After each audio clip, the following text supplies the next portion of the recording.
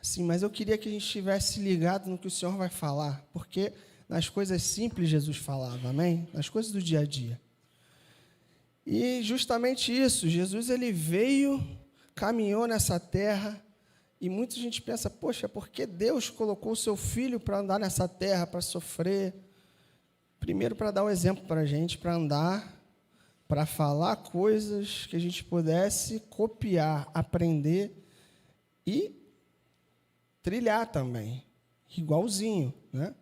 Muitas vezes a gente tem a grande dificuldade, a gente vai ver aqui, às vezes a gente não consegue perdoar uma pessoa que dá um pisão no nosso pé no metrô, no ônibus.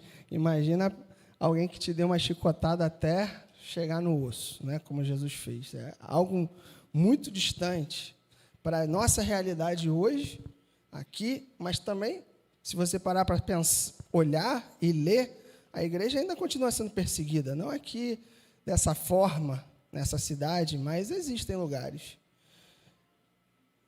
E Jesus, ele vindo, ele trouxe, deu instruções, falou por parábolas, explicou seus apóstolos, para outros ele falava, ó, esse aqui eu só vou ensinar para vocês, deixa eles lá, né, os fariseus.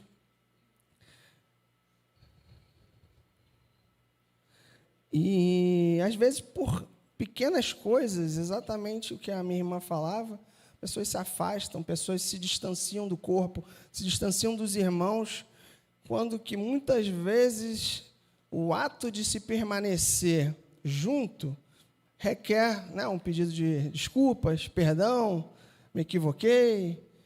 E a gente esquece que foi Jesus que, quando veio, falou, eu vou constituir a igreja, eu vou formar um povo para mim. Eu vou formar gente para viver junto. E se a gente parar para ler todas as cartas de Paulo, diversas vezes ele está falando justamente de relacionamento de irmãos, de cuidado, de trato. Jesus praticamente falou mais disso do que qualquer outra coisa, né? E fala ali, ó, você deve amar o seu inimigo, você deve amar o próximo, você deve amar a Deus. E é isso, porque se você resume isso como ele resumiu, se você amar o seu irmão, você não vai roubar ele, né? Como estavam lá nos 10 mandamentos. E, meditando sobre isso, cheguei ao meu primeiro ponto, que é Deus criou, né, o homem à sua imagem e semelhança. E eu meditava um pouquinho sobre isso essa manhã, especificamente, e muitas vezes a gente tende a pensar, pô, Deus criou a sua imagem e semelhança, e a gente só pensa muito no físico, né, na parte física. Mas é aí que entra o que eu estava falando anteriormente, porque ele trouxe Jesus a viver nessa terra, para justamente demonstrar a sua imagem e semelhança em nós, para que ele pudesse andar aqui de uma forma, falar, olha, dá para andar sem pecado, dá para andar sem dificuldade? Não. É que Jesus fala, quando perguntam para ele, eu não tenho onde recostar a cabeça. Mas se você quiser, ele chamava as pessoas, ele dava palavras, mas se você falar que a vida de Jesus foi fácil naqueles três anos que ele caminhou pregando, eu acho que não. Imagina você caminhar quilômetros e quilômetros, está quente aqui. Imagina no Oriente Médio. Você caminhar numa região desértica, sem carro, sem nada, e a maioria das vezes ele estava a pé, né? A única vez que cogita-se que ele estava no animal é quando fugiu para o Egito e depois quando entrou em Jerusalém no burrinho lá. Fora isso, não dava em animal nenhum, só caminhando. E às vezes a gente tem aquela imagem de Jesus tão fragilizado. Cara, Jesus deveria ser bem forte, né? Imagina, caminhar quilômetros e quilômetros, ser carpinteiro, né? Ser um cara forte. Não tão, né, aquela imagem, né? Um palitinho. Foi só um adendo aqui que me veio na cabeça agora. Mas, se a gente olhar a imagem de Deus e a nossa, é para que a gente possa também agir como Ele. Não só na aparência física, mas Ele também colocou em nós questões e livre-arbítrio e vontade, criatividade que nos alinham a quem Deus é. Porque Deus é um ser criativo, Deus é um ser amoroso. Amém?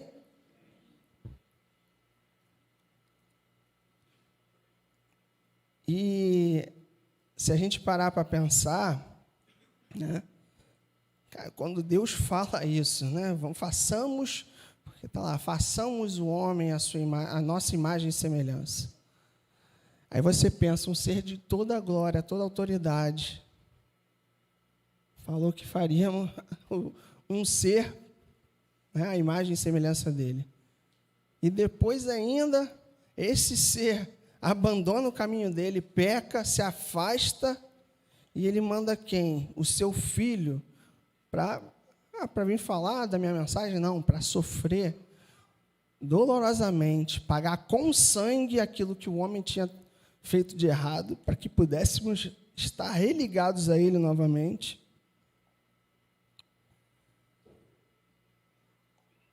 E o nosso caminho, muitas vezes, passa a ser muito o que a gente quer para Deus. Deus, eu preciso disso, eu preciso daquilo. Eu tenho 41 anos, quase 42 anos de igreja, e se você me perguntar, eu já orei por mais absurdos e diferentes pedidos de orações que vocês possam imaginar, né? Alguns interessantes, divertidos, outros a gente fala, poxa, olha, segunda-feira você não quer bater um papo, tomar um café? Tem alguma coisa aí que é melhor que a gente converse? Porque muitas vezes a gente olha sempre para o nosso, ou a gente olha para o que a gente necessita, sem olhar para Deus, sem olhar do alto, né? A imagem, semelhança de Deus, a gente tem acesso a Ele.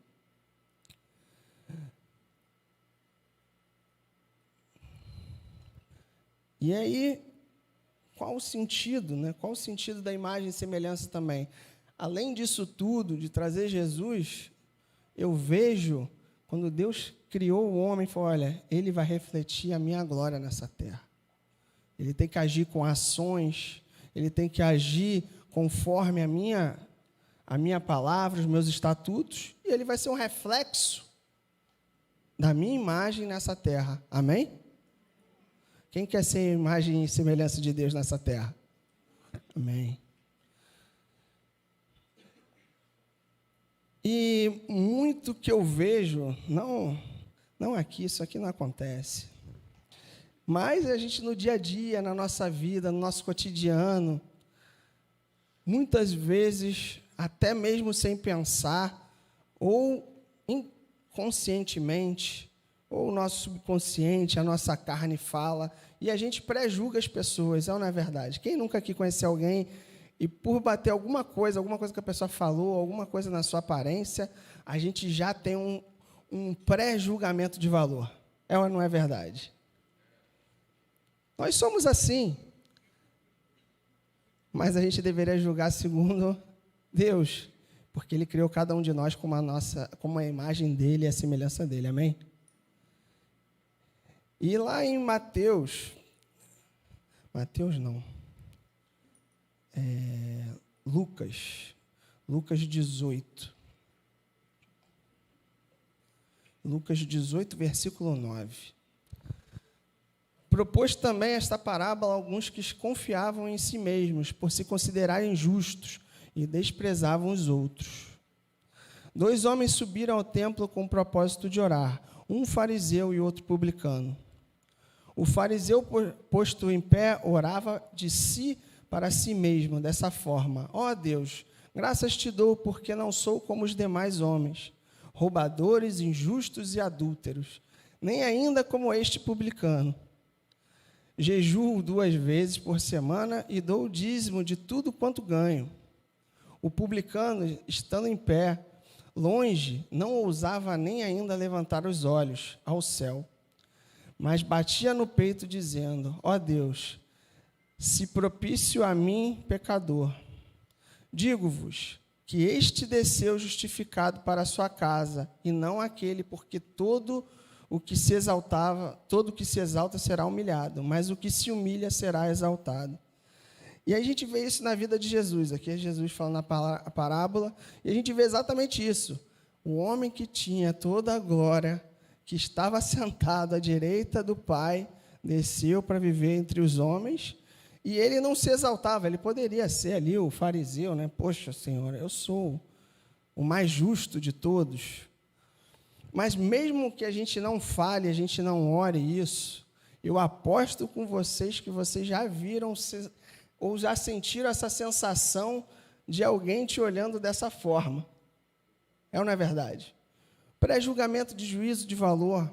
Aqui é uma parábola de Jesus, essa história não aconteceu de verdade, foi para exemplificar. Mas eu te falo que, por diversas vezes eu já vi, ou vocês já viram, pregadores, pessoas dizendo, se exaltando, dizendo coisas, enquanto Deus ele pede às vezes o mais simples.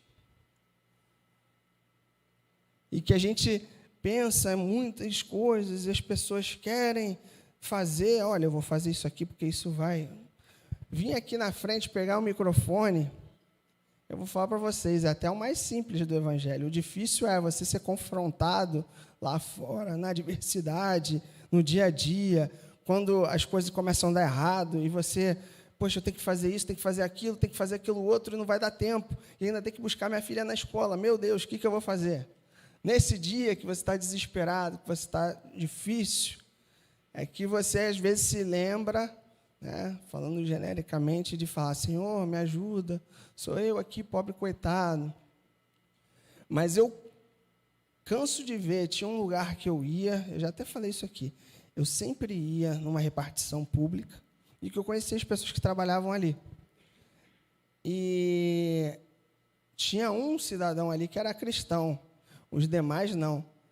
E eu estava lá um bom tempo, resolvendo um negócio, aí esse cristão que estava lá, sentava ali no cantinho dele, e toda hora falava assim, poxa, está dando errado no computador. É, isso que dá ser filho de Belial, o computador não funciona. É o cara que ficava toda hora instigando os outros, falando mal, pô, você é por isso? Você não é filho do Deus Altíssimo, que nem eu, tudo funciona. E aquele cara que, quando o cara se levantava, saia da sala, todo mundo, glória a Deus. Até o ateu dava glória a Deus porque ele saia da sala. Ele não estava fazendo exatamente a mesma coisa aqui que o fariseu, nas palavras, mas nas ações, nas atitudes, sim. Se colocando acima dos outros, achando, eu sei, eu conheço. E eu já escutei muitas pessoas que eram ateus, que eram budistas. Eu lembro que eu fiquei uma vez conversando com um budista, acho que umas 10 horas, tentando, né, falar, porque ele fazia as perguntas e eu respondia, ele ávido para conhecer, né? E geralmente, ele falou, sabe por que eu estou te perguntando? Porque você parece humilde, tranquilo. Muito cristão que eu conheço fala, pô, eu sei qual é o único caminho, a verdade e a vida. Então, irmão, sou eu aqui. Então, o jeito que a gente sabe que isso é verdade, mas a forma que você expressa e que você demonstra isso para as pessoas faz toda a diferença. A forma, a mansidão. Agora, aqueles que conhecem a palavra, se você olhar, Jesus, ele pegava muito mais duro, muito mais pesado com quem conhecia, ou não. Com quem não conhece, ele estava lá. Olha, você tem que conhecer, se arrepende. E aqui a gente vê, né, o publicano era odiado por todo o povo, porque era o cara que coletava os impostos e dava para os romanos. Mas alguém tinha que fazer esse papel, né? Mas era odiado. E muitas vezes o nosso juízo de valor, nós somos pegos por ele. Então, por isso que a gente tem que repreender o nosso juízo de valor carnal e colocar um juízo de valor cristão. E esse é um básico da vida cristã. Esse é o básico. Mas muitas vezes a gente vê cristãos andando de forma soberba. É ou não é verdade? E o segundo ponto, eu nem vou me estender muito hoje, meus irmãos, eu acho, não sei, vamos ver. Da desobediência à vida eterna. Então, o homem, ele passa a habitar no jardim, é dado para ele uma ordem, ele desobedece, é jogado para fora, vem Jesus e traz o quê?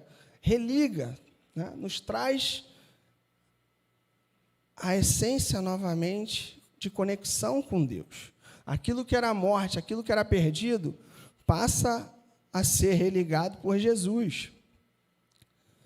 Então, Deus ele perdoou a humanidade com o sangue de Cristo. Você e eu não pagamos, mas o preço foi alto. Eu viajei agora há pouco tempo, né? A minha filha se divertiu mais do que eu e minha esposa. Para ela foi tudo grátis. Ela se divertiu, ela foi nos parquinhos, ela foi em tudo que ela pôde, ela foi, até capotar de sono no carro. Mas o preço foi pago, e pago alto. Eu sei qual foi o preço. Jesus, ele sabe qual foi o preço. Ele pagou alto para que você pudesse entrar no parque e se divertir. E muitas vezes a gente está pensando em várias outras coisas e não dá valor a esse valor que foi pago. É acesso da desobediência à vida eterna. E às vezes a gente fica parado, observando coisas e não damos valor. E aí lá, agora sim, Mateus 18, versículo 23. Só um minutinho.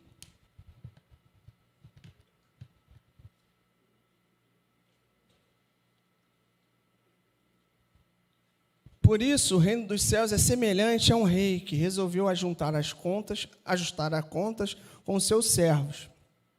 E, passando a fazê-lo, trouxe-lhe um que lhe devia 10.000 talentos. Não tendo ele, porém, com o que pagar, ordenou o Senhor que fosse vendido ele, a mulher, os filhos e tudo quanto possuía, e que a dívida fosse paga. Então o servo, prostrando-se, reverente, rogou: sê paciente comigo, e tudo te pagarei.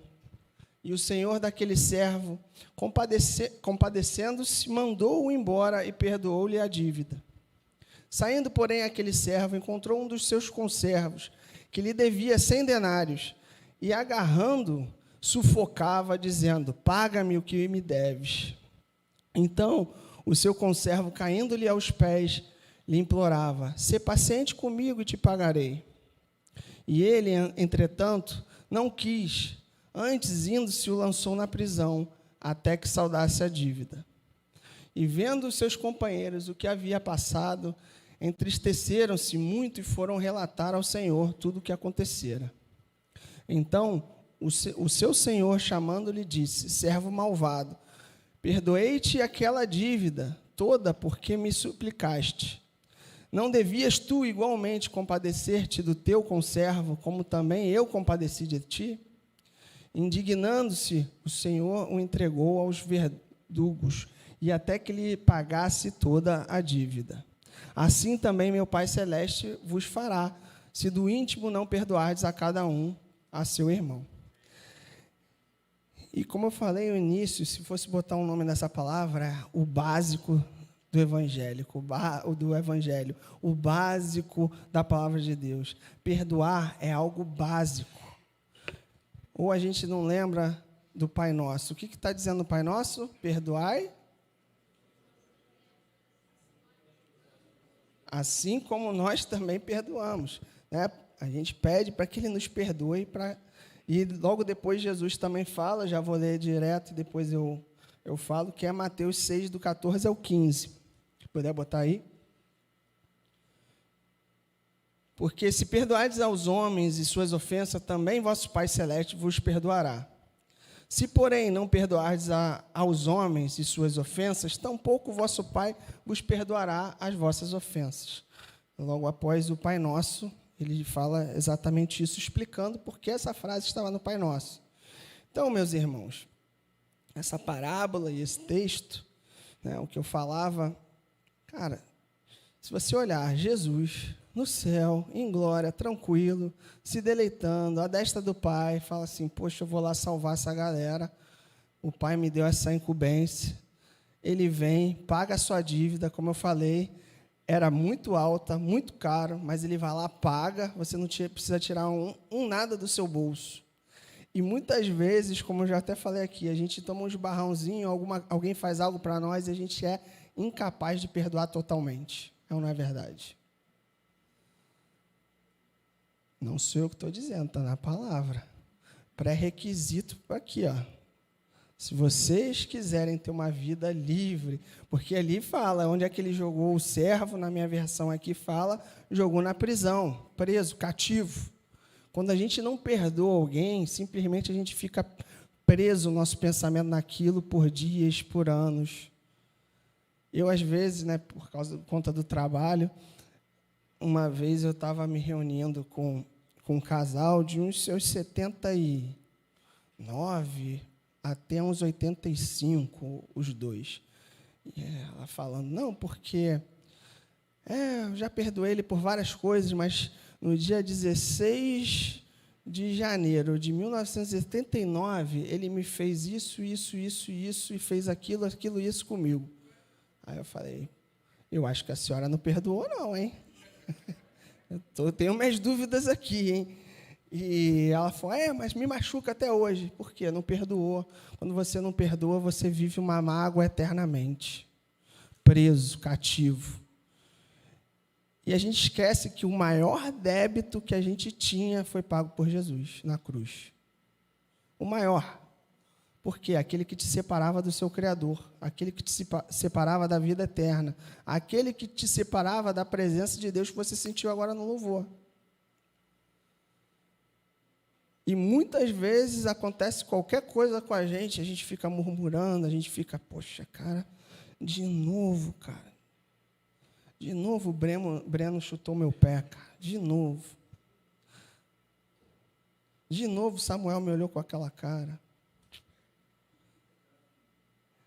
De novo fulano fez isso, fez aquilo. Eu vou te falar que eu já tenho quase PhD em perdão. Risada do Teco dá para ouvir bem daqui, né?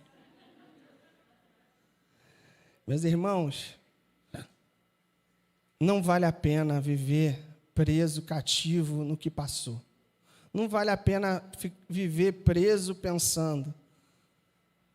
E é exatamente como a parábola. Foi pago 10 milhões, 10 bilhões, e você está cobrando 10 reais do seu irmão, porque um dia ele estava estressado, um dia ele não estava legal. Sabe o que a gente faz? Olha no olho, conversa, perdoa.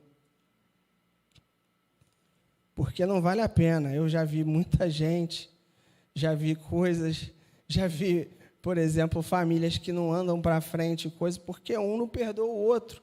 Mas a pessoa já não está morta. Fulano, a pessoa está morta. Não, mas não interessa, eu quero que o filho dele também sofra, eu não vou assinar nada, não. Acontece. As pessoas vivem presas. Mas quando a gente é liberto por Jesus, a gente tem que sempre ter isso na cabeça. Como é que eu não vou perdoar algo se eu fui perdoado? Como é que eu não vou perdoar algo se eu sou alguém que devia muito? Que eu nasci do pecado. Está aqui na Bíblia. Tem quantos textos falam que nós nascemos ali com o peso do pecado, mas assim que a gente aceita Jesus, o sangue de Jesus é colocado em nossas vidas e o pecado ele passa longe de nós. As nossas dívidas não são cobradas. Mas muitas vezes a gente começa a cobrar, mas a minha mulher faz isso, mas o fulano fez isso comigo. Tudo bem, se você não conseguir perdoar assim, como Deus, lançar no mar de esquecimento, uma frase que eu ouvi esse ano, quer dizer, ano passado, né? Bom, vai todo dia de manhã, toma sua cápsulazinha de perdão. Senhor, eu perdoo o fulano de tal por isso, isso, isso. Até um dia que você não precisa mais tomar esse comprimido de manhã, porque você não vai precisar mais orar perdoando, você já vai ter esquecido.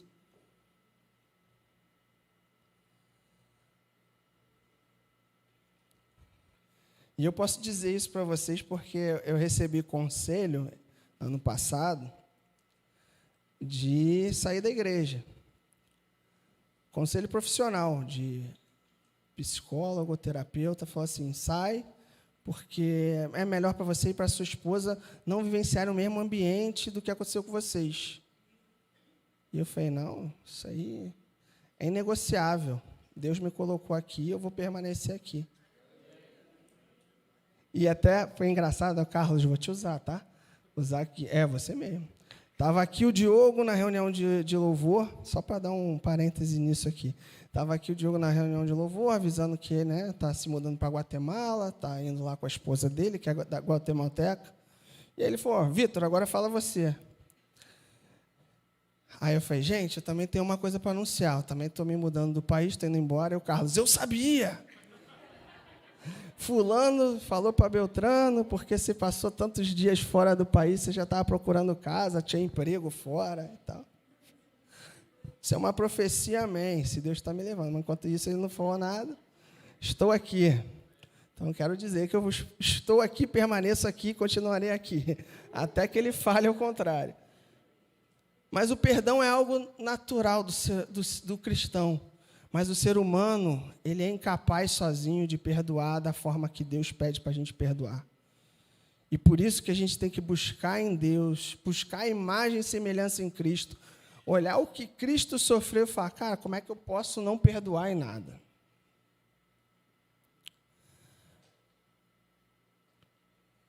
E aí eu entro justamente no outro ponto, que é, devemos ser bons, que é o texto que a minha irmã leu. E na continuação dele fala, olha, eu estive preso, não fosse me visitar, tive fome, não me deste o que comer. A gente não pode ser isso, a gente tem que ser isso que ela deu testemunho aqui. O cristão verdadeiro é isso, tem que ver alguém passando necessidade, não estou dizendo de dinheiro, mas atenção, porque hoje em dia, sabe o que é o mais difícil? O mais difícil hoje na minha vida é marcar um café, um almoço com alguém. É o mais difícil, porque é difícil a agenda, a nossa vida é corrida. O João Paulo está ali rindo que a gente já desmarcou o nosso café da manhã umas 10 vezes até acontecer. O Pedro aqui, semana passada, estava viajando, foram umas 3 ou 4 tentativas. Porque a agenda corre e o mundo ele tenta nos afastar desse convívio, de sermos bons com o próximo, de termos o contato, de sair, porque o que Deus quer é isso aqui, a Assembleia reunida, a igreja reunida. Não longe, não dispersa. E são regras de convivência. E você pode pensar, poxa, mas fulano fez isso e eu me senti mal. Se você não falar que você se sentiu mal, como é que o outro irmão vai saber que você se sentiu mal? Nós temos que ter liberdade na casa do Senhor.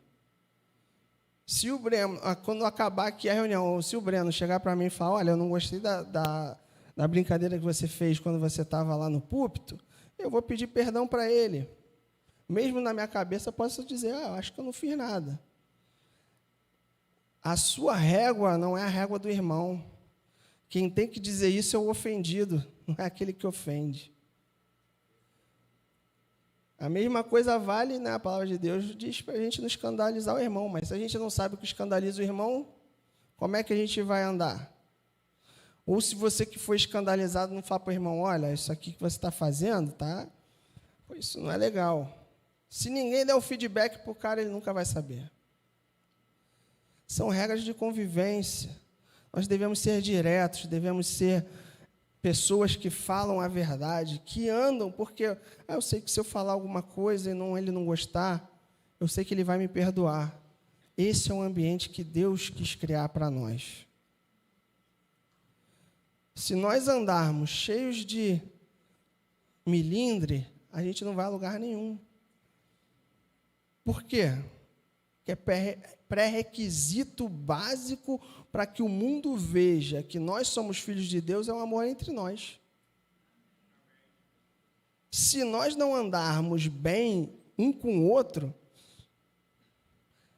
porque eu estava conversando com uma pessoa que é de outro país, e ele me falou assim, olha, quando você estiver aqui, você me avisa que você vem aqui na minha igreja compartilhar a palavra. Aí eu falei, continuando aqui. Não, eu saí de lá. Eu falei, que legal, agora eu já estou com 300 membros, e tem 1 mês de igreja. Eu falei, nossa, quantos são novos convertidos? Ele nunca mais falou comigo. Por quê? Foram 3 outras igrejas que se dividiram e foram fazer uma. Hoje em dia, cada vez menos a gente vê pessoas se convertendo, parece só uma dança das cadeiras, as pessoas ficam trocando, porque eu tenho problema com fulano, eu tenho problema com Beltrano. Mas Jesus, ele chama para a gente ser exemplo em amor. Para quê? Para que a gente possa trazer pessoas que não conhecem a Ele esse local. Amém? Para que a gente tenha a oportunidade de conhecer Ele, falar, olha, eu quero andar em perdão, eu não quero andar com ressentimento, eu não quero andar como as pessoas ficam murmurando. Né? A gente vai para alguns lugares e só vê as pessoas reclamando, pessoas murmurando, porque fulano me fez isso, fulano fez aquilo. A igreja não é lugar disso. A igreja é um lugar de cura. é um lugar de ser livre. Acontecem problemas? Acontecem problemas. A gente tem dificuldade? Tem dificuldade. Mas a gente pode tratar olhando no olho do nosso irmão e falar: meu irmão, você fez isso, me machucou, mas eu te perdoo. Assim como uma parábola. Quem sou eu para negar o perdão para alguém? Eu sei todas as minhas transgressões, eu sei tudo que eu já fiz. E se Deus me perdoou, quem sou eu para não perdoar alguém? É ou não é verdade? Ser bom e olhar para as pessoas como imagem e semelhança, porque nesse texto que a nossa irmã Fabiana trouxe aqui também, a gente olha fazendo bem ao próximo, olhando para Jesus, porque você é a imagem e semelhança de Deus. Você é a imagem e semelhança de Deus. E para concluir, eu estava pensando, e a palavra de Deus diz que o caminho é estreito, não é verdade? A porta é estreita, o caminho é largo e a porta é estreita. E eu estava pensando nisso, e pensando nessa palavra que eu trouxe, e geralmente as pessoas que não gostam de perdoar, ou que não gostam de ser bons ao com o próximo, ou o primeiro versículo, que se acham algo mais do que os outros, é porque eles têm tanto o ego e a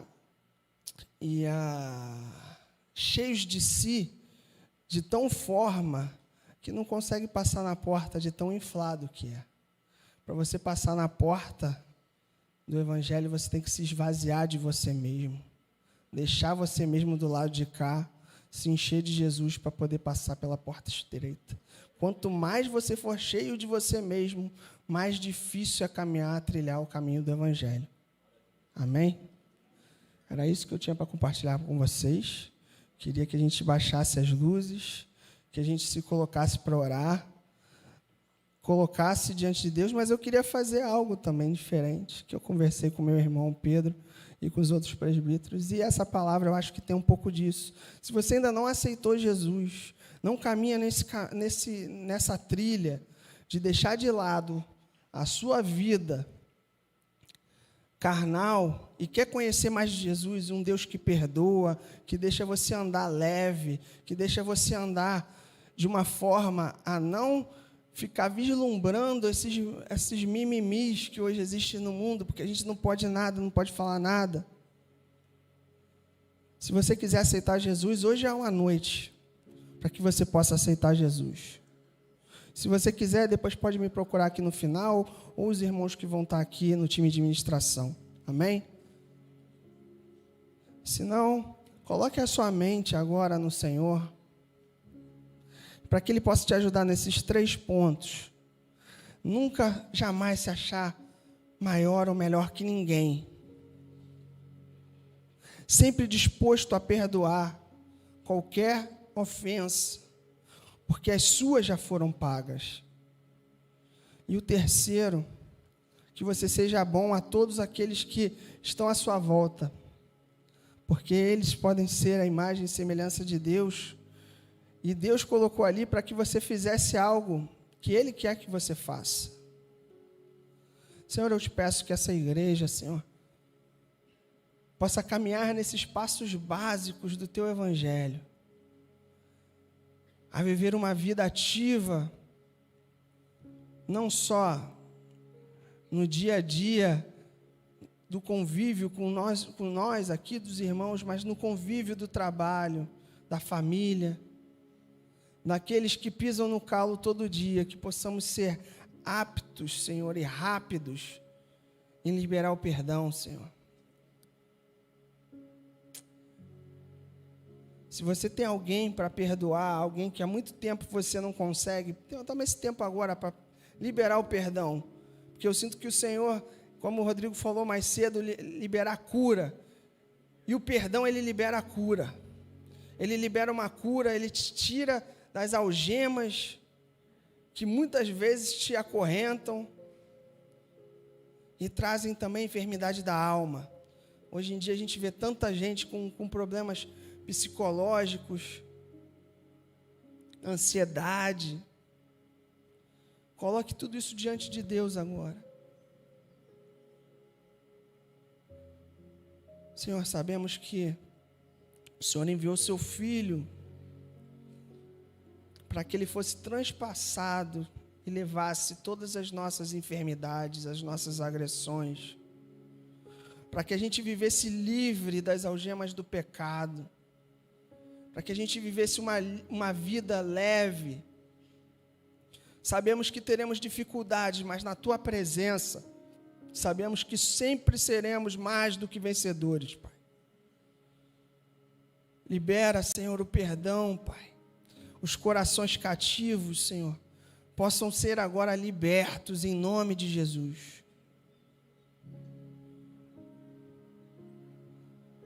Quebramos as amarras, Senhor.